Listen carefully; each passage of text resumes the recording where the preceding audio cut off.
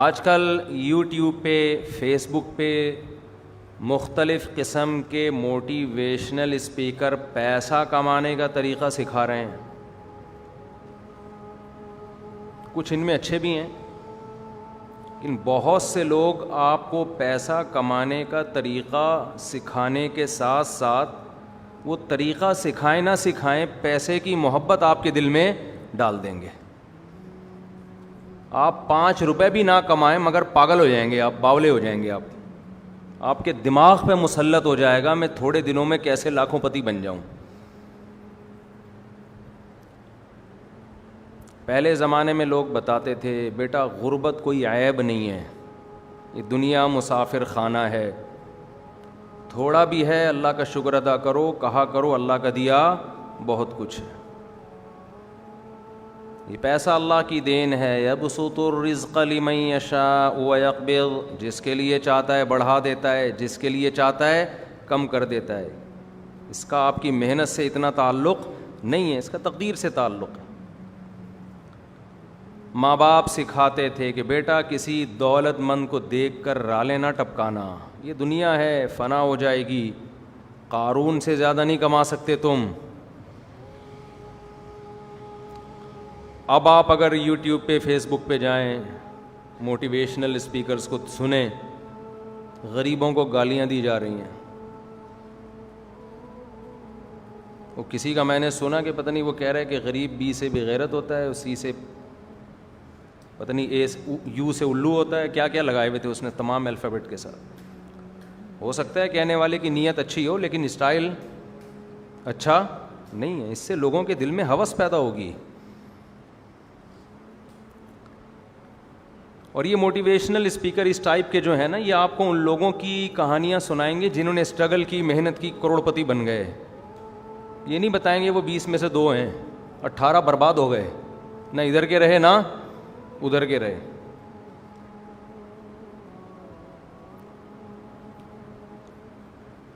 اور یہ بھی نہیں بتائیں گے کہ ہم موٹیویشن کیوں کر رہے ہیں.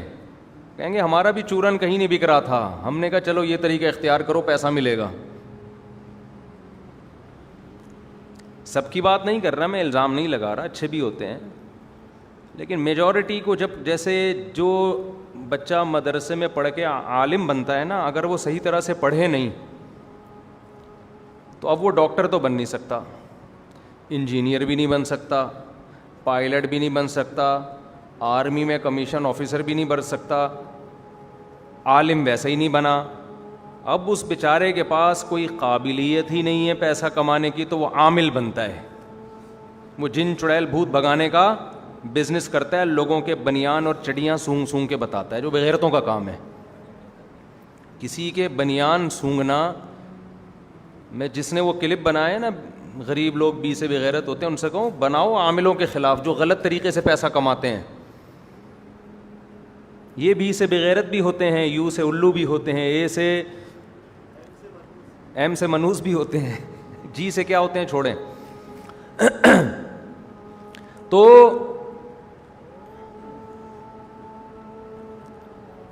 وہ خود سوچ لینا جی سے کیا ہوتے ہیں. تو یہ بہت کچھ ہوتے ہیں. تو جس کی کہیں دکان نہیں چل رہی ہوتی وہ عامل بن جاتا ہے. تو آج کل بعض دفعہ لوگوں میں بولنے کی صلاحیت ہوتی ہے، وہ نہ ڈاکٹر بن سکے، ڈاکٹر بنتے تو مریضوں کا علاج کر کے پیسے کماتے، نہ انجینئر بن سکے وہ موٹیویشنل اسپیکر بن جاتے ہیں. ٹھیک ہے، انگریزوں کی کتابیں پڑھتے ہیں، گوروں کی. سب نہیں، سب کی بات نہیں کر رہا، خوب سمجھ لیں. لوگ میرے کلپ چلا چلا کے نا کسی موٹیویشنل اسپیکر کو لگا دیں گے، میری بھی چلا دیں گے، ایسے ہوتے ہیں. تو میں کسی پہ الزام نہیں لگا رہا، اچھے برے ہر جگہ ہوتے ہیں، لیکن ہمارے ہاں میجورٹی چورن بیچنے والا کام کر رہی ہے. معذرت کے ساتھ یہ چورن چٹنی کی چیزیں ہم نے وہاں سے سیکھی ہیں، ادھر سے جہلم اسٹیشن سے. تو کہیں دکان نہیں چل رہی تو چلو جی موٹیویشن شروع کر دو، پھر پھینکتے رہیں گے پھینکتے رہیں گے پھینکتے رہیں گے، لمبی لمبی چھوڑتے رہیں گے. یہ کر لو لاکھوں روپے کماؤ، یہ کر لو 2 لاکھ روپے کماؤ، یہ کر لو 3 لاکھ روپے کماؤ. جو نہیں کماتے وہ یوں ہیں، جو نہیں کماتے وہ یوں ہیں. اس کا مطلب کیا ہے؟ ان کی الائنمنٹ کیا ہو گئی ہے؟ آؤٹ. اس کو سیٹنگ پہ لانے کی ضرورت. جو قرآن کہتا ہے امتن وسطن معتدل بن کے رہو. آپ کو موٹیویشن چاہیے, مذہب کے علاوہ آپ کو کوئی صحیح گائیڈ نہیں کر سکتا, اور مذہب کی گائیڈنس علماء سے لیں, غیر عالم سے نہ لیں. جو صحیح علماء ہیں, جن کو اللہ نے علم رسوخ دیا ہے. دیکھو قرآن نے علماء کی بھی 2 قسمیں بیان کی ہیں. قرآن کہہ رہا ہے والراسخون فی العلم یقولون آمنا بہ کل من عند ربنا. راسخ فی العلم کیا کہتا ہے؟ کیا زبردست بات ہے. راسخ فی العلم یعنی قرآن سے پتہ چلتا ہے کہ عالم کی 2 قسمیں, ایک جس کو علم میں رسوخ ہو, ڈیپ میں گیا ہوا ہو, اور ایک جو سرسری طور پر علم حاصل کرتا ہے, اوپر سے حوالے یاد ہیں اس کو, بس گہرائی کا علم نہیں ہے. یہ قرآن کی تقسیم ہے, حدیثوں میں بھی ہے. رب حامل فقہ غیر فقیہ, بہت سے لوگ فقہ کی بات, علم کی بات جانتے ہیں, سمجھتے نہیں ہیں. یہ حدیث کے الفاظ ہیں. رب مبلغ اوعى من سامع, کیا زبردست حدیث. فرمایا جب مجھ سے کوئی بات سنو آگے پہنچا دو. عین ممکن ہے جس کو پہنچاؤ گے وہ اس کو زیادہ اچھی طرح سمجھے گا بنسبت تمہارے. بتا تم رہے ہو, سمجھ وہ رہا ہے. نہیں یہی بات سمجھ میں, یعنی استاذ جو آگے حدیث بتا رہا ہے, نبی فرما رہے ہیں اس استاذ کی سمجھ کم, اور جو آگے شاگرد استاذ سے سن رہا ہے اس کی سمجھ زیادہ. یہ عین ممکن ہے.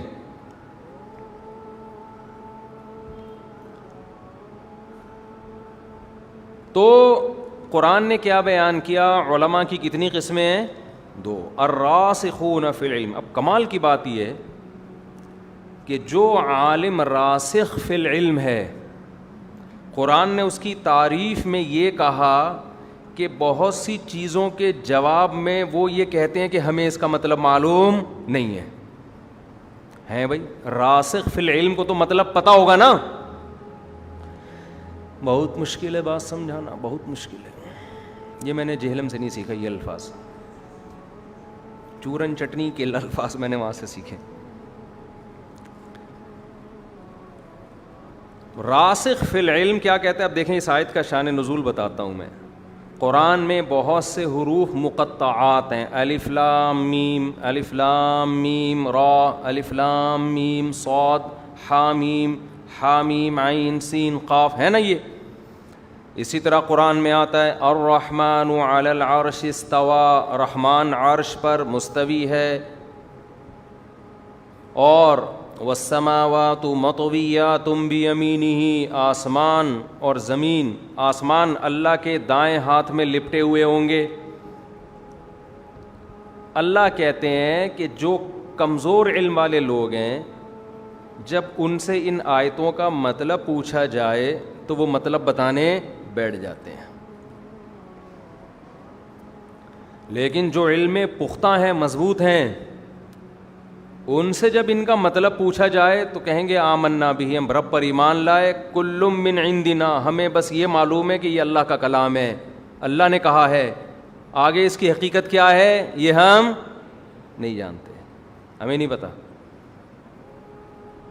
اس سے ایک بات تو معلوم ہوئی کہ جو علماء علم میں راسخ ہیں وہ ہر چیز کا جواب نہیں دیتے. یہ جو آج ہر فیلڈ میں ٹانگ اڑانے والے لوگ ہیں نا,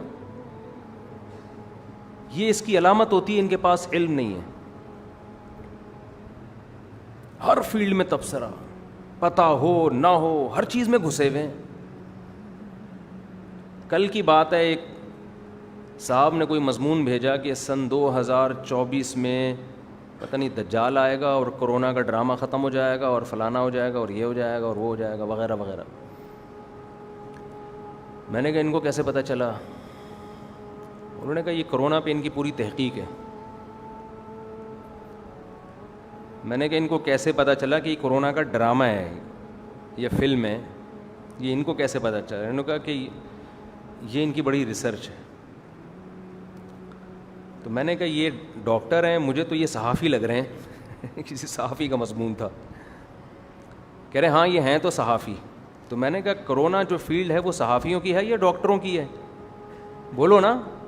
کرونا ایک وبا ہے نا, وبا صحافیوں کی فیلڈ ہے یا ڈاکٹروں کی فیلڈ ہے؟ تو یہ ڈاکٹروں کا کام ہے کہ 2024 میں ختم ہوگا یا 25 میں ہوگا یا ہوگا بھی کہ نہیں ہوگا, یہ ڈرامہ تھا یا فلم تھی یا حقیقت تھی. اس میں صحافی کیوں ٹانگ اڑا رہا ہے؟ ہماری قوم کا تو سب سے بڑا المیہ کیا ہے؟ جو آپ کی فیلڈ نہیں ہے آپ اس میں ٹانگ اڑاؤ. وہ مجھے ایسے موقع پہ ایک چٹکلا یاد آتا ہے. ایک بچہ جو ہے نا سگریٹ پی رہا تھا.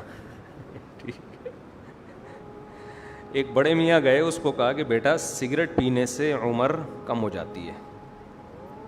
بچے نے کہا میرے دادا 90 سال کے تھے. تو ان بڑے میاں نے کیا وہ سگریٹ نہیں پیتے تھے؟ اس نے کہا نہیں, وہ کسی کے کام میں ٹانگ نہیں اڑاتے تھے. وہ جب کوئی سگریٹ پی رہا ہوتا تھا نا چپ کر کے گزر جاتے تھے.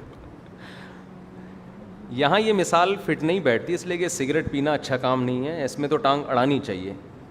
لیکن یہ مثال اس کے لیے ٹھیک ہے کہ جو آدمی ہر ایک کے کام میں ٹانگ اڑائے, اس کی علامت ہے کہ آپ کے علم میں رسوخ بولو نہیں. یا انتظامیہ سے آپ میرے بارے میں پوچھ لیں کہ میں انتظامی معاملات میں کبھی ٹانگ اڑاتا ہوں؟ ہے بھائی, کبھی بھی ٹانگ نہیں اڑاتا. مثال کے طور پر کمیٹی میں صدر کس کو منتخب کیا جائے, میں کہتا ہوں بھائی آپ کی کمیٹی ہے, آپ صدر بنائیں جس کو بنائیں. مشورہ لینے کی حد تک تو ٹھیک ہے, کوئی مشورہ لے لے, جب لے تو پھر آپ مشورہ دیں, نہ لے تو پھر جا کے اس کو کیوں بنایا, اس کو کیوں نہیں بنایا. بھائی یہ کمیٹی کا کام ہے نا. کوئی چندہ دینے کے لیے آئے تو میں نے کبھی ٹانگ اڑائی؟ شاکر بھائی, رفیع بھائی, کتنا چندہ اس دفعہ مسجد میں آیا, کتنا تنخواہوں میں گیا, کتنا بجلی میں گیا, کتنا گیا. مجھے یہاں میرا خیال ہے 15-16 سال تو ہو گئے ہیں. ایک دفعہ میں نے پوچھا آپ لوگوں سے کہ بھئی چندہ اس دفعہ کتنا ہوا, مجھے حساب دو, کہاں گیا. کیوں بھائی, میں جب یہاں آیا ہوں تو میرا جو کام ہے میں اس کو فوکس کروں. انتظامی معاملات کے لیے کیا ہے بولو نا, انتظامی ہے. آج مسجدوں میں بھی بڑے پھڈے ہو رہے ہیں. امام صاحب وہ انتظامی معاملات میں ٹانگ اڑاتے ہیں, اور کمیٹی کس کے معاملات میں؟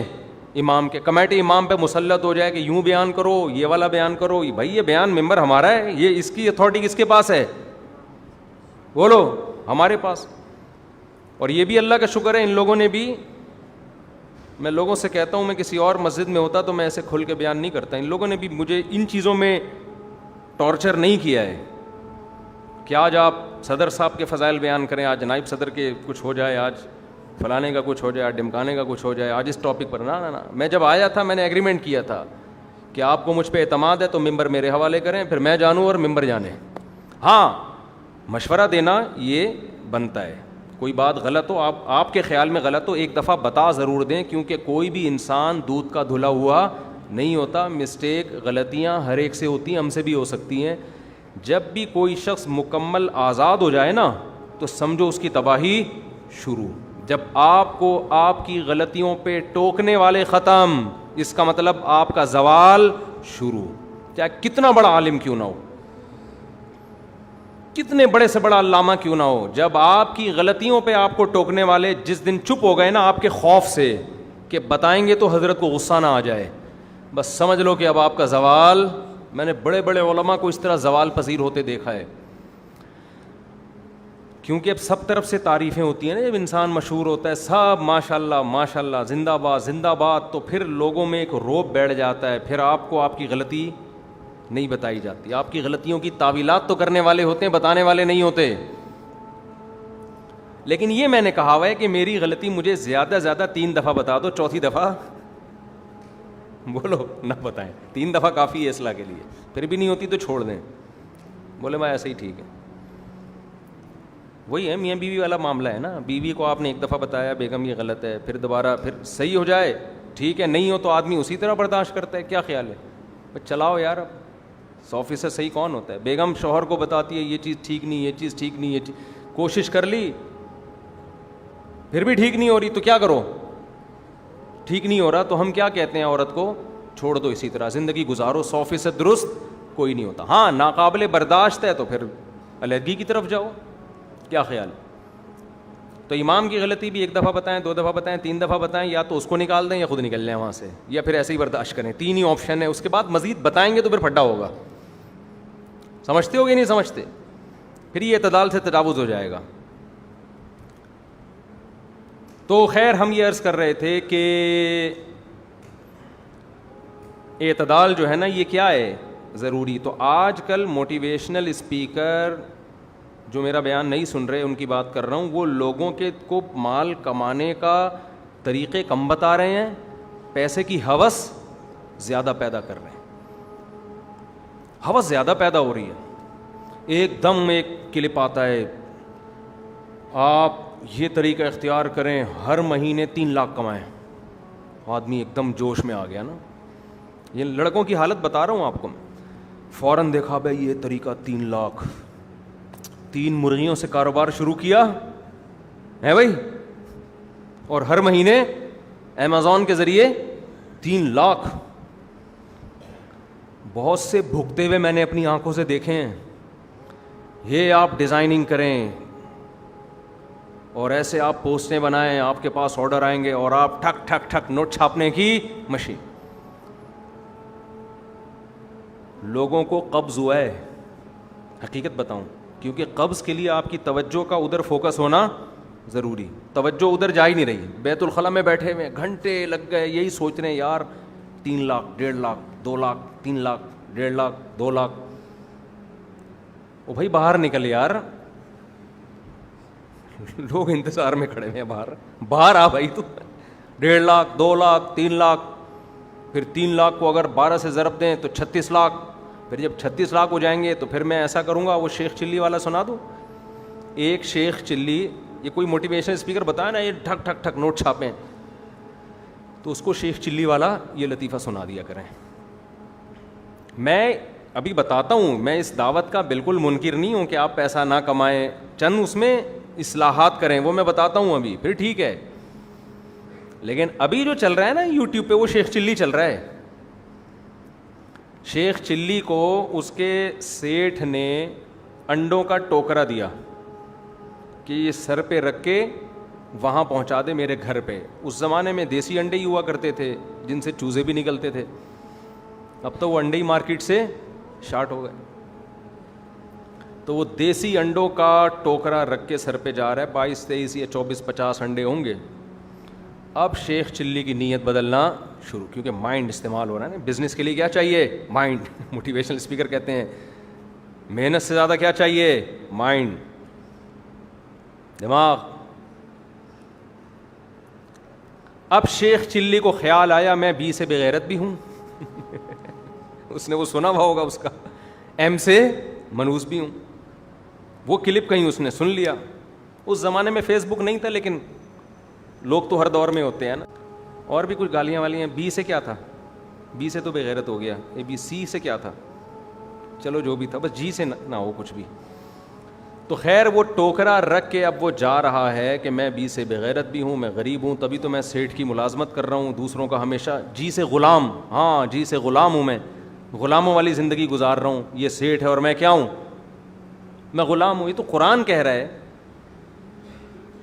کہ سورہ زخرف میں اللہ نے کیا فرمایا کہ ہم نے تمہاری معیشت کو تمہارے درمیان تقسیم کیا ہے اپنی مرضی سے. لیتخذ بعضکم بعضا سخریا, تاکہ تم میں بعض لوگ بعض کے تابع بن کے رہیں, سارے ایک جیسے نہ ہو جائیں. یہ اللہ کا نظام ہے. سبھی پیسے والے ہو جائیں گے تو ماتحت کون بنے گا؟ تو خدا کا بنایا ہوا نظام ہے یہ. اس کا جواب لوگ دیتے ہیں کہ بے وقوف لوگ ماتحت بنیں گے. یہ جواب غلط ہے. بہت سے سیٹھ ہم نے بے وقوف دیکھے ہیں, ان کے ملازمین بہت ذہین اور قابل دیکھے ہیں. حضرت موسیٰ علیہ السلام بکریاں چراتے تھے, ملازم تھے. جن کی بکریاں چرا رہے تھے وہ نبی نہیں تھے. ذہین کون تھا؟ موسیٰ کلیم اللہ, جو ملازمت کر رہے ہیں, بکریاں 10 سال بکریاں چرا رہے ہیں. اور جو ان سے بکریاں چروا رہے تھے موسیٰ علیہ السلام کے جو سسر بنے, جنہوں نے ان کے ذمے بکریاں چروانا لگایا, ان کو پتہ چل جاتا کہ یہ موسیٰ کلیم اللہ بنے گا, وہ کبھی آپ سے بکریاں چرانے کا کام نہ لیتے. یہ اتنا اللہ کا سلیکٹڈ ہے, ایسا اللہ کا منتخب ہے. بعض دفعہ ملازم اللہ کی نظر میں زیادہ قابل قبول ہے, اور جو سیٹ ہے وہ اللہ کی نظر میں محبوب نہیں ہوتا.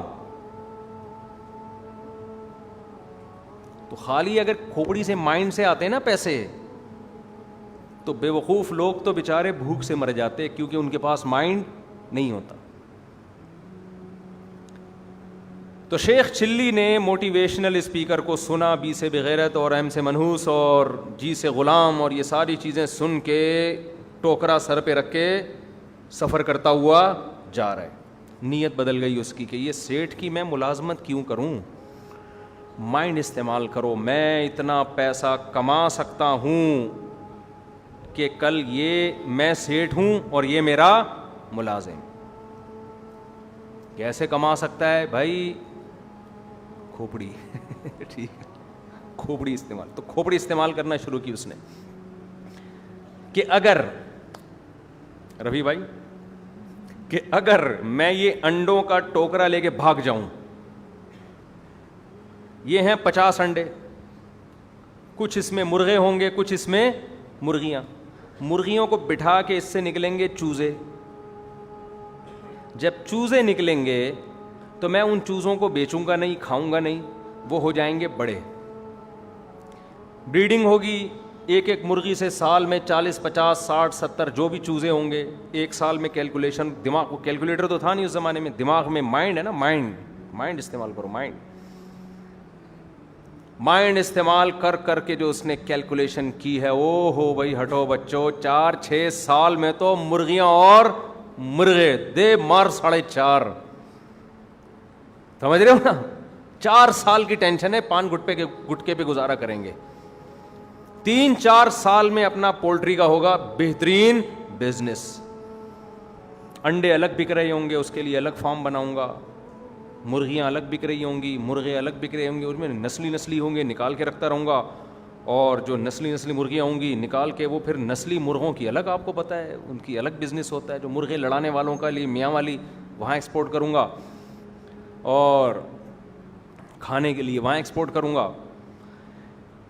خیر جی, ہوتے ہوتے ایکسپورٹ تو نہیں, یعنی وہاں بیچوں گا, ایکسپورٹ تو ملک سے باہر ایکسپورٹ بھی کر لے گا جب اتنا بزنس بڑھے گا.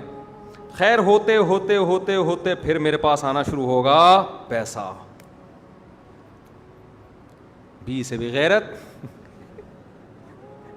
ایم سے منوس کی فہرست سے میں نکل جاؤں. جب پیسہ آئے گا تو پھر میں نکاح کا پیغام بھیجوں گا کسی مالدار لڑکی کو. اس غربت میں بی سے بغیرت کو کون دے گا لڑکی؟ اس میں تو کوئی ایم سے منحوس ہی ملے گی آپ کو. اب میں کروں گا بہترین بزنس, اور ارب پتی لڑکی سے شادی ہوگی میری, گھر ہوگا, بنگلہ ہوگا, پھر میرے ہوں گے بچے. بزنس بل اور پھیلتا جا رہا ہے. بزنس کیا ہو رہا ہے؟ پھیلتا جا رہا ہے. کنٹرول کرنا مشکل ہو گیا. پھر بچے ہوں گے بڑے, تھوڑے سمجھدار ہو جائیں گے, پھر وہ آئیں گے ابو سے پیسے مانگنے. سیٹھوں کے بچے آتے ہیں نا, غریبوں کے بچے کہاں آتے ہیں؟ آئیں گے پیسے مانگنے, ابو پیسے. میں کہوں گا ہٹو پیسے نا, اترا کے ذرا, جیسے شروع میں تو منع کرتے ہیں نا, پھر بعد میں نکال کے دیں, تھوڑا شو مارنے کے لیے میں کہوں گا ہٹو. جب یوں کیا نا اس نے, وہ ٹوکرا نیچے لڑام سے. سمجھ رہے ہیں؟ وہ اپنی یادوں میں خیالوں میں گم تھا بیچارہ. اس نے جب یوں کیا تو سارا ٹوکرا کلٹی.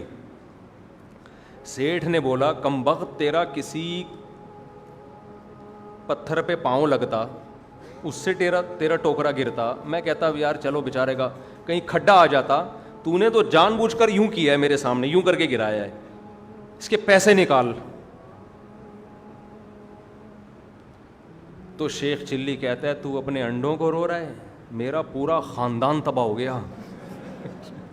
میرا پورا خاندان, business, bank balance, import export کا جو بزنس چل رہا تھا انڈوں کا, چوزے کا, کمبخت تو 50 انڈے رو رہا ہے, کروڑوں اربوں کا نقصان ہو گیا میرا. تو جب آپ اس طرح کے کلپ سنو گے نا، بی سے بغیرت اور ایم سے منوس والے، وہ جو اسپیکر ہے اس سے پیش کی معذرت، میں اس کی نیت پہ شک نہیں کرتا، ہو سکتا ہے وہ بیچارہ لوگوں کو ایک جوش دلانے کے لیے یہ باتیں کر رہا ہو، لیکن آپ جوش دلانے میں غریبوں کی توہین شروع کر دو. یہ تو اللہ کی دین ہے بھائی، ہر آدمی کو محنت پہ نہیں ملتا، یہ تو قرآن کے الفاظ ہیں، تقدیر سے ملتا ہے.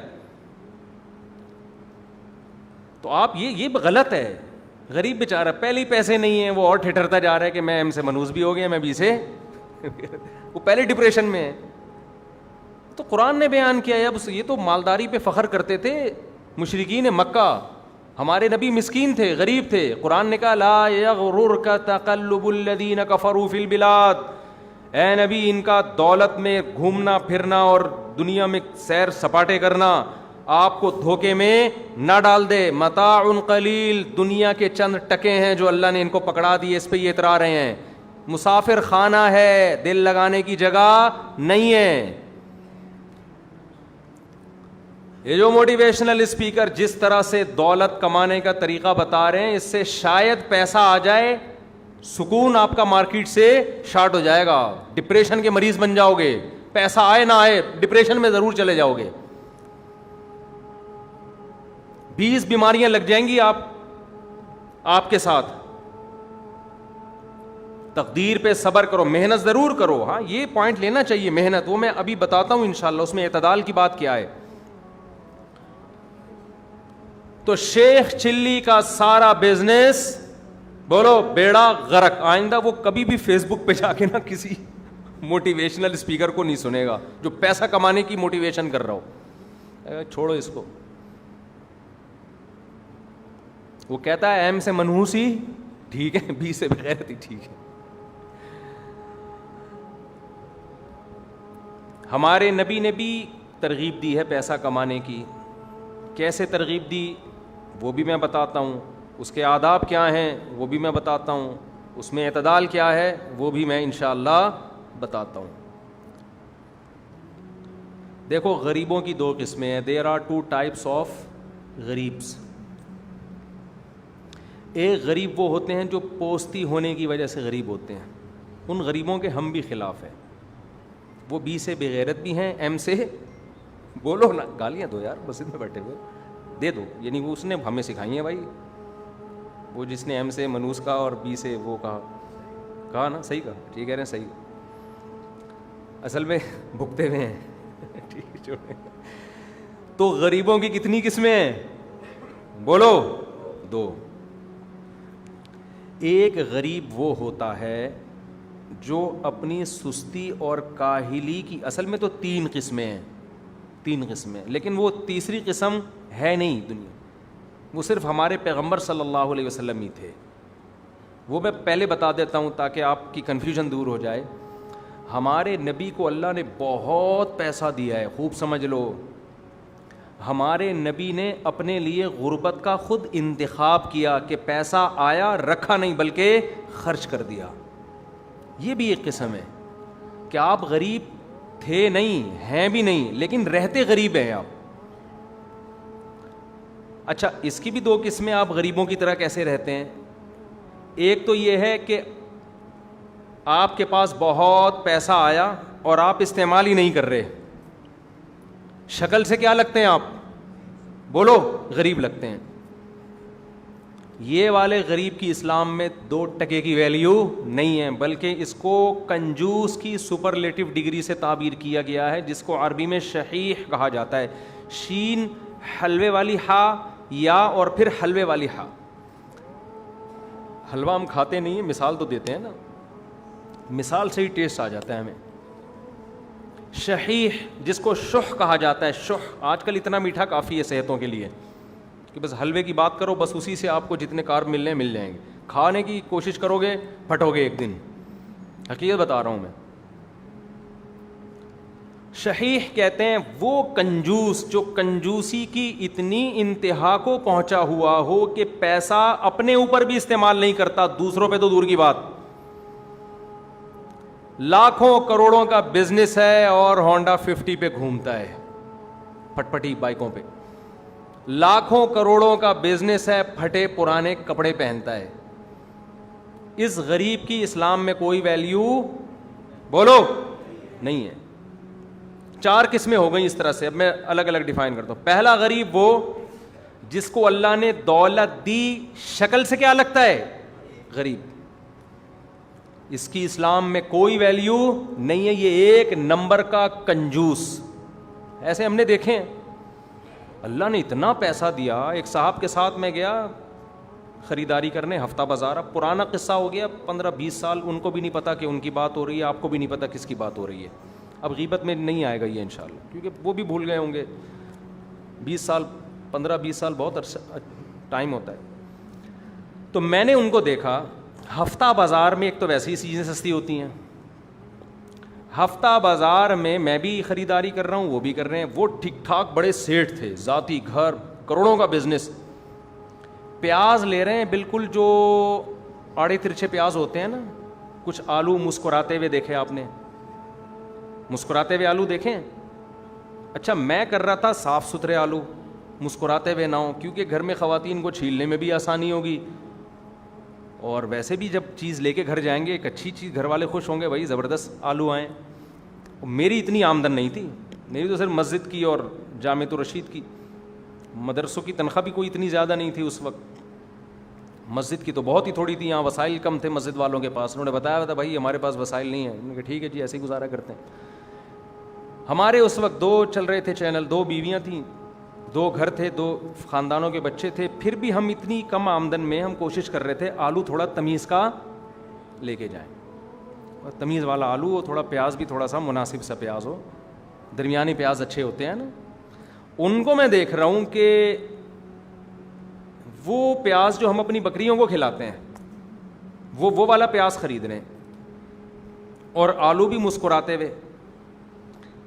اچھا, جب میں ایسے بیان کر رہا ہوتا ہوں نا, تو میں اللہ سے یہ بھی کہہ رہا ہوتا ہوں کہ اللہ میں اپنے آپ کو اس سے افضل نہیں سمجھتا, کیونکہ اللہ کو بڑائی پسند نہیں ہے. ان میں ایک خامی ہوگی, ہو سکتا ہے ہم نے 20 خامی ہوں. تو یہ مطلب نہیں ہوتا کہ میں اپنے آپ کو اس سے برتر سمجھتا ہوں. بھائی ایک چیز سے تھوڑی پتہ چلتا ہے 20 خوبیاں اس کے اندر ہم سے زیادہ اچھی ہوں.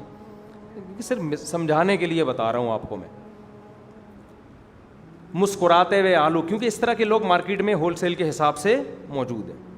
میں نے ان سے کہا یار آپ اتنے چھوٹے چھوٹے آلو, یہ پیاز کیوں لے رہے ہو؟ اس میں تو گھر کی خواتین کو کتنی مشکل ہوگی چھیلنے میں. اس نے کہا مفتی صاحب گھر کی عورتوں کو تھوڑا ٹینشن دے کے رکھنا چاہیے, تھوڑا ٹینشن دے کے رکھنا چاہیے. اصل میں مقصد یہ نہیں تھا کہ گھر کی عورتوں کو ٹینشن دینی چاہیے, مقصد ہے کہ پیسے بچانے چاہیے, چاہے اس کے لیے اگلے کا بیڑا غرق کر دو, اگلے کا بیڑا غرق کر دو. تو خرچ کر یار, یہ پیاز تو نہیں کھانے ہیں نا, یہ آلو تو نہیں تو کھانے ہیں. اچھا کھلا دے, اللہ نے تجھے اتنا دیا ہے, کتنا پیسہ بچا لے گا تو یہ کٹے ہوئے پیاز اور کٹے ہوئے آلو میں خرید کے. تو اس طرح کے لوگ ہمیں بہت سارے ملے ہیں مارکیٹ میں, جنہیں ہم دیکھ رہے ہیں کہ وہ اپنے اوپر بھی خرچ نہیں کرتے, نہ اچھا لباس پہنیں گے, نہ اچھے جوتے پہنیں گے, نہ اچھی سواری رکھیں گے, بچا رہے ہیں پراپرٹیاں خرید کے. ابے بھائی مر جائے گا تو یہ پراپرٹی قبر میں لے کے جائے گا, کھا استعمال کر, لائف انجوائے کر, مر جا آرام سے, کچھ کر کے کھا پی کے جا. کھاتا ہوا آدمی اچھا لگتا ہے نا مرتا ہوا؟ کیا خیال ہے بھائی؟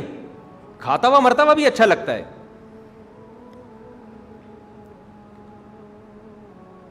تو یہ والا کنجوس حدیث میں اس کی تعریف نہیں ہے. ایک صحابی آئے نبی صلی اللہ علیہ وسلم کی خدمت میں, ان کے پراگندہ بال, پھٹے سے کپڑے. نبی نے عرض فرمایا کہ کیا تمہیں اللہ نے مال نہیں دیا جس سے تم اپنی حالت کو درست رکھو؟ انہوں نے عرض کیا ہاں یا رسول اللہ میں مالدار ہوں. آپ نے فرمایا ان اللہ یحب ان یرا اثر نعمتہ علی عبدہ, اللہ چاہتے ہیں کہ اللہ نے کسی کو نعمت دی ہو تو وہ نعمت اس پر نظر آئے. آپ مالدار ہیں تو آپ مالدار نظر آنے چاہیے, آپ کے گھر سے, آپ کے لائف اسٹائل سے لگے کہ واقعی اس کے پاس پیسہ ہے. تکبر میں نہیں, شوبازی میں نہیں, لیکن جتنا ہے اتنا تو ہو نا, سہولت کے لیے آپ استعمال کریں. دوسری قسم مالدار کی, غریب کی وہ ہے کہ اللہ نے مال دیا, اللہ نے مال دیا لیکن آپ میں اتنی سخاوت کہ صبح آیا تو شام تک نہیں رکھا, سب کس پہ خرچ کر دیا؟ دوسروں پہ, اور اپنے لیے ایک لباس خریدنے کے پیسے بھی نہیں ہیں. غریبوں پہ, مسکینوں پہ, یتیموں پہ, جہاد میں, مدارس میں, مسجدوں میں. صبح آیا تو شام تک آپ نے سارا ختم. یہ سب سے اعلیٰ درجہ ہے. کیا آپ دنیا کو ایسا مسافر خانہ سمجھتے ہیں کہ آپ کی یہ تمنا ہے کہ شام کو روٹی مل گئی تو پیٹ بھر کے اللہ کا شکر ادا کروں گا, نہیں ملی تو صبر شکر کر کے سو جاؤں گا, صبر کی ثواب حاصل کروں گا. یہ مقام اللہ نے کس کو دیا تھا؟ بولو, محمد صلی اللہ علیہ وسلم. صبح کا شام نہیں چھوڑا, شام کا صبح نہیں چھوڑا. آپ کے گھر میں ہدیہ آیا, آپ گھر میں آئے, آپ کو بھوک لگ رہی تھی, امی عائشہ سے پوچھا کچھ کھانے کو ہے؟ انہوں نے عرض کیا یا رسول اللہ کچھ گوشت آیا تھا, سیری تھی یا کیا تھا, میں نے سارا صدقہ کر دیا, تھوڑا سا باقی ہے. ان کو بھی یہ تربیت دی ہوئی تھی, گھر میں رکھو نہیں بھائی, صدقہ کرو, دیکھا جائے گا شام کو کیا کھانا ہے. تو آپ کو غصہ نہیں آیا؟ ہم ہوتے, ہم کہتے یار 2 دن کا بھوکا ہوں میں, اب بھی آیا تو صدقے چل رہے ہیں گھر میں بھائی, صدقے چل رہے ہیں. آپ کو غصہ نہیں آیا؟ آپ نے فرمایا اے عائشہ جو صدقہ کر دیا وہ باقی ہے, اور یہ کیا ہو جائے گا؟ ختم. یہ باقی نہیں ہے, باقی تو وہ ہے جو ہم آگے بھیج دیا. یہ توکل کا سب سے اعلیٰ درجہ. لیکن اس میں 2 شرطیں ہیں. نمبر 1 آپ میں ایسا توکل ہو, نمبر 2 آپ کے بیوی بچوں میں بھی ہو, ورنہ آپ کے لیے ان کو اپنے توکل کی بھیٹ چڑھانا جائز نہیں ہے. اور یہ ہر ایک کے لیے ہے بھی نہیں. وجہ اس کی یہ ہے کہ نبی صلی اللہ علیہ وسلم صبح اگر آپ نے سب خرچ کر دیا, شام کو کھانے کو کچھ نہیں ہے, تو آپ ایسے ہی سو گئے. اور آپ کی ازواج نے بھی کیا کیا؟ صبر کیا. آج نہ ہماری ازواج صبر کریں گی اور نہ ہم ایسے ہی سوئیں گے, نہ ہماری وہ صحتیں ہیں. 2-3 دن جب بھوکے سوئیں گے تو کولیسٹرول لیول دھڑام سے نیچے آئے گا. اس کے بعد ہماری طبیعت میں چڑچڑا پن پیدا ہو جائے گا, دفتر میں ہر ایک سے لڑیں گے, ادھر پھڈا ادھر جھگڑا, آہستہ آہستہ دبلے ہوتے ہوتے مارکیٹ سے ایک دم شارٹ. تو یہ ہے نہیں ہر ایک کے لیے. نبی نے صحابہ کو اس کی اجازت نہیں دی, صحابہ کو, حضرت عمر کو اجازت نہیں دی. حضرت عمر سارا مال لے آئے, فرمائے نہیں آدھا رکھو آدھا صدقہ کرو. تو حضرت عمر کو جب اس کی اجازت نہیں تھی تو میں اور آپ کس کھیت کی مولی ہیں. ہاں تو ہمیں حکم یہی ہے کہ ہم 1 سال کا اسٹور کر لیں. وہ ڈیٹیل میں کئی بار بیان کر چکا ہوں. تسلی رہے, ہاں بھائی بھوکا نہیں سوؤں گا, بچے بھی پیٹ بھرے ہوئے ہیں, فٹ فاٹ. ہمیں حکم ہے العفو, جو اضافہ ہے وہ صدقہ کرو. یہ کتنی کون سی قسم ہو گئی؟ دوسری. تیسری قسم غریبوں کی وہ ہے جو بی سے, زیادہ گالیاں بھی مناسب نہیں, ایم سے ایم ہیں اور بی سے بی ہیں اور جی سے جی ہیں. یہ وہ غریب ہیں جو چاہتے ہیں کہ پیسہ ہمارے پاس آئے, معاشرے کی ضرورت ہے, وقت کی ضرورت ہے, میں لوگوں کے سامنے بھیک نہ مانگوں. دیکھ رہا ہے کہ فلاں آدمی بھکاری بن چکا ہے, ادھر بھیک مانگ رہا ہے, ادھر بھیک مانگ رہا ہے, ادھر ڈنڈے پڑ رہے ہیں, ادھر سلاوات ہیں, ادھر کوئی رشتہ نہیں دے رہا, ادھر جس کی تھی وہ بھاگ گئی اس کو چھوڑ کر. معاشرے کے حالات دیکھ رہا ہے, ملک کہاں جا رہا ہے, قرضوں پہ قرضے چڑھے جا رہے ہیں. شوق ہے اس کو بھی, لیکن 1 نمبر کا سست اور پوستی. ماں باپ پہ بوجھ بنا ہوا, قوم پہ بوجھ بنا ہوا, ملک پہ بوجھ بنا ہوا, محلے والوں پہ بوجھ بنا ہوا. محلے والے آتے ہیں, گلی میں گارڈ رکھے, 2000 روپے دے دے, ہے ہی نہیں پیسے, تو مجھے 4000 روپے دے دے, ہیں بھائی. ہمارے محلے میں بھی یہ چل رہا ہے, مارکیٹ میں ایک گارڈ رکھا ہوا ہے گلی والوں نے, تو 2,000 روپے نہیں نکل رہے یار بعض لوگوں سے. تو یہ نہیں ہے وہ نہیں ہے, ادھر کرائے کا مکان ہے, قرضے چڑھے جا رہے ہیں کرائے کے, بھیک مانگ لے گا, محنت نہیں کرے گا. اس غریب کو آپ جتنی بھی گالیاں دیں وہ کم ہیں, کیونکہ آخرت میں جو اس کو پڑھنے والی ہیں وہ بہت, بولو, زیادہ. یہ وہ غریب ہے جو اپنی سستی کی وجہ سے غریب ہے, نہ کھوپڑی استعمال کرتا ہے اور نہ محنت کرتا ہے. یہ غریب قوم پہ بوجھ ہے. اس غربت کی اسلام میں کوئی مدح اور تعریف. یہ وہ غریب نہیں ہے جو قیامت میں مسکینوں سے مالداروں سے 500 سال پہلے جنت میں جائے گا. یہ وہ والا غریب نہیں ہے. حدیث میں آتا ہے نا غریب لوگ جنت میں بھی زیادہ ہوں گے اور مالداروں سے پہلے بھی جائیں گے. تو یہ والے غریب نہیں ہے اس میں. ہمارے نبی نے مساکین کی تعریف کی ہے, اللہ مجھے غریبوں میں زندہ رکھ اور قیامت میں میرا شمار کس میں کرنا؟ مساکین میں. آپ نے فرمایا میں نے جنت دیکھی, اس میں مالداروں سے زیادہ کون تھے؟ مسکین اور غریب لوگ مالداروں سے زیادہ تھے اس میں. اس سے ہمارے معاشرے کے جتنے پوستی ہیں نا وہ خوش ہو جاتے ہیں کہ چلو یار یہاں تو عزت نہیں مل رہی, گٹر کے ڈھکنوں پہ بیٹھ کے گزارا ہو رہا ہے, تو وہاں عزت مل جائے گی. آپ اس خوش فہمی میں نہ رہیں, وہاں بھی آپ کو عزت ملنے والی نہیں ہے, کیونکہ آپ سست ہیں. سستی کی وجہ سے یہ سب کچھ ہو رہا ہے. اور ہمارے نبی صلی اللہ علیہ وسلم نے سستی سے پناہ مانگی ہے. اللہم انی اعوذ بک من الجبن, اے اللہ بزدلی سے تیری پناہ مانگتا ہوں. اعوذ بک من الکسل, اے اللہ سستی سے تیری پناہ مانگتا ہوں. صحابہ میں ہمارے علم میں کوئی صحابی بھی سست نہیں تھے. سلمہ ابن اکوع رضی اللہ تعالی عنہ گھوڑے سے تیز دوڑتے تھے, گھوڑے سے تیز. یہ شاندار ماضی تھا ہمارا. آج آپ کسی کو چلوا کے دکھا دو, دوڑوانا تو دور کی بات ہے, اور نیک ہوگا. اتنے حضرت نیک ہیں چل ہی نہیں سکتے.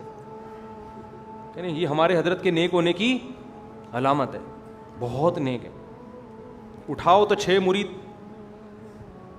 وہ جو جیسے گاڑی کو نہیں وہ لگا کے اٹھا رہے ہوتے, اس طرح سے اٹھ. یہ بدعتی پیروں کی بات, کوئی بیچارہ بزرگ ہوں کسی بیماری کی وجہ سے ویٹ بڑھ گیا, وہ الگ چیز ہے. وہ بڑھاپے میں ایج زیادہ ہونے سے وہ تو سب کے ساتھ ہی ہوتا ہے. تو جوانی میں یہ حالت ہو گئی ہے. اب آپ بتاؤ اس سستی کو اسلام پسند کرے گا؟ بولو. کتنے ہمارے نمازی بھائی ہیں, نیک ہیں ماشاء اللہ, سوتے رہتے ہیں, سوتے رہتے ہیں. نمازی کو تو زیادہ چست ہونا چاہیے, داڑھی والے کو زیادہ چست ہونا چاہیے, کیونکہ داڑھی آپ نے رکھی ہے تو آپ ایک نمائندے بھی ہیں نا مذہب کے. اس کا یہ مطلب نہیں ہے کہ جو نیک نہیں ہے داڑھی کاٹ لے. بعض لوگ کہتے ہیں ہم کیونکہ برائیوں میں مبتلا ہیں تو اس لیے ہم داڑھی نہیں رکھتے. بھائی آپ برائیوں میں مبتلا ہو تو داڑھی کاٹنا بھی تو ایک برائی ہے نا, تو ایک برائی سے تو کم از کم توبہ کرو, وہ تو رکھو. یہ تو ایسا ہی ہو گیا ہم چونکہ الٹے کام کرتے ہیں اور مسلمان بھی ہیں تو اسلام بدنام ہوتا ہے تو اسلام ہی چھوڑ دو. تو یہ تھوڑی اسلام تھوڑی چھوڑا جائے گا, اس الٹے کاموں کو چھوڑا جائے گا نا. تو اب یہ نہیں ہو کہ آپ کوئی فلم دیکھنے جا رہے ہیں سینما گھر میں, داڑھی رکھ کے تو داڑھی کاٹ لے. وہ داڑھی نہ کاٹو, فلم دیکھنا چھوڑو بھائی. بعض لوگ یہ بھی کرتے ہیں, داڑھی کاٹ لیتے ہیں کہ یار ہم داڑھی بدنام ہو رہی ہے, ہم فلم دیکھنے گئے ہوئے ہیں. تو بھائی داڑھی بدنام ہو رہی ہے تو اس کا حل داڑھی کاٹنا نہیں ہے, اس لیے کہ آپ کو برائی سے روکنے کا ایک چیز تھی, آپ نے وہ اڈا ہی اڑا دیا. ایک آدمی نے اپنی بوڑھی ماں کو جا کے مار دیا جان سے. کیوں مارا بھائی؟ کہہ رہے ہیں یار آج میں نے ماں کے اتنے حقوق سنے ہیں, میں افورڈ نہیں کر سکتا بھائی, اماں تم دنیا سے چلی جاؤ, بہت حقوق ہیں میرے, میں خام میں گناہ گار ہوں گا. تو لوگ کہیں گے کم بخت وہ حقوق ادا نہ کرتا کم گناہ تھا, تو نے تو اڈا ہی اڑا دیا. تو یہ جو اس طرح کی باتیں کرتے ہیں نا کہ داڑھی رکھ کے جرم کر رہے ہو, شرم نہیں آتی, تو اس سے بجائے شرم آنے کے داڑھی کاٹ دیتے ہیں, اور زیادہ بے شرم ہو جاتا ہے. تو غریب کی تیسری قسم کیا ہوئی؟ جو اپنی سستی, کاہلی اور پوستی پن کی وجہ سے جتنی گالیاں دی جائیں سارے الفابیٹ اس پہ تھوپ دیں. آپ دماغ استعمال نہیں کرتا. اور ہمارے معاشرے میں میجورٹی اسی قسم کے غریبوں کی ہے. نہ دماغ استعمال کرتے ہیں, نہ محنت کرتے ہیں, نہ ہلتے جلتے ہیں, پڑے ہوئے ہیں, پولیس آ کے اٹھاتی ہے. وہ میں نے واقعہ سنایا تھا نا, 2 سست پڑے ہوئے تھے. یہ اکثر ہماری قوم کے نوجوانوں پہ فٹ بیٹھتا ہے. ایک گھڑ سوار قریب سے گزرا, ایک سست نے کہا یار ادھر آنا ذرا. وہ گھڑ سوار اتر کے آیا, پتہ نہیں یار کیا کام ہوگا اس کو, لیٹے لیٹے ایمرجنسی میں بلا رہا ہے. کیا کام ہے یار؟ یہ بیر کا دانہ پڑا ہوا ہے, اٹھا کے میرے منہ میں ڈال دے. اس کو بہت غصہ آیا, کم بخت مجھے گھوڑے سے اتارا اس کام کے لیے, یہ جو تیرے ساتھ لیٹا ہوا ہے اس کو نہیں بول سکتا تھا اگر اتنا ہی سست تھا تو؟ کہہ رہا نہیں اس کو نہیں بولوں گا میں. دوسرے سے پوچھا کیوں, تجھے کیوں نہیں کہہ رہا؟ کہہ رہا میں اس کا کام نہیں کروں گا. کتا آیا تھا میرے منہ پہ پیشاب کر رہا تھا, میں اس کو بول رہا تھا ہٹا, یہ ہٹا نہیں رہا تھا. سمجھ رہے ہیں؟ اب آپ بتاؤ یہ والا جو سست یہ پیسے کمائے گا؟ یہ کمائے گا؟ صحیح ہے مسلم کی حدیث، نبی صلی اللہ علیہ وسلم کی حدیث کا مفہوم ہے، پورے الفاظ مجھے یاد نہیں، مفہوم سنا رہا ہوں کہ ان لوگوں پر اللہ کی لعنت ہوتی ہے جو ہمیشہ طفیلی بن کے رہتے ہیں، ہمیشہ دوسروں پہ بوجھ بن کے رہتے ہیں. اور آگے الفاظ ہیں، اس کی تشریح میں لکھا ہے کہ نہ شادی کرتے ہیں نہ اولاد ہے ان کی، اس سے کہ ہمیں خرچ نہ کرنا پڑ جائے، ایسے ہی گھوم رہے ہیں وہ.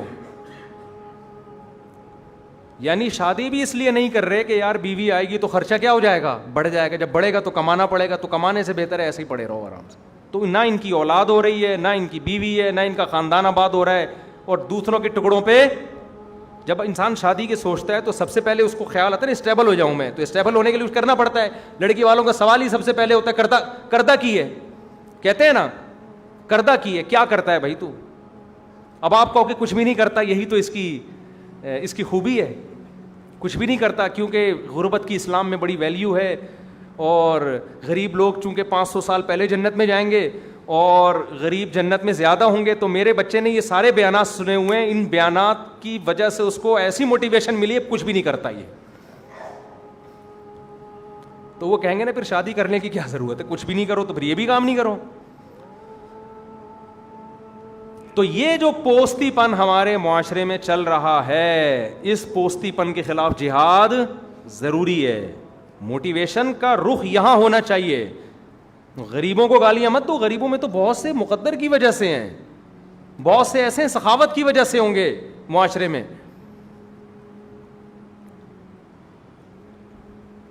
لیکن یہ جو تیسری قسم ہے نا غریب کی، اگر یہ محنت پہ آ جائے تو محنت کرنے کے بعد بھی شریعت کے کچھ اصول ہیں، اگر ان اصول کو سامنے رکھے بغیر اس نے موٹیویشن حاصل کی اور پیسہ کمانے کی فکر شروع کر دی تو برباد ہونے کے چانسز زیادہ ہیں. پیسہ آئے نہ آئے، ذہنی سکون بھی جائے گا، آخرت بھی تباہ کرے گا. یہ اصل بات سمجھانا چاہتا ہوں میں، جو اصل ٹاپک تھا آج کا میرا. تمہید اتنی لمبی ہو جاتی ہے. محنت شروع کریں. محنت کی کیسے جاتی ہے؟ آپ کی پیسہ کمانے سے نیت کیا ہونی چاہیے؟ پیسہ اور علم میں ٹکراؤ ہو رہا ہو تو ترجیح کس کو دینی ہے؟ آئی بات سمجھ میں؟ بعض دفعہ پیسہ کمانے میں علم چھوڑنا پڑتا ہے. دولت پیسے کی شکل میں بھی ہے اور علم کی شکل میں بھی. اسلام علم والی دولت کو پیسے والی دولت پہ بولو ترجیح دیتا ہے. لیکن آج کے موٹیویشنل اسپیکر دولت کمانے کا جو طریقہ اور اسٹائل سکھا رہے ہیں اس میں آپ نالجیبل انسان بولو نہیں رہتے. ایک لیکچرار جس کے پاس علم ہے، یونیورسٹی میں پڑھا رہا ہے درمیانی تنخواہ پہ، اور ایک بزنس مین جو کروڑوں روپے کما رہا ہے لیکن علم اس کے پاس نہیں ہے. اسلام نالجیبل آدمی کو زیادہ ترجیح دیتا ہے اس شخص سے جس کے پاس نالج کیا ہے؟ زیرو ہے. کیونکہ جس کے پاس نالج ہوتی ہے وہ معاشرے میں لیڈر بن سکتا ہے، معاشرے کو اچھا گائیڈ کر سکتا ہے، اپنی اولاد کی اچھی تربیت کر سکتا ہے. صرف پیسہ ہی دیکھنا ہے تو ہمارے سیاستدانوں کے پاس کم ہے پیسہ.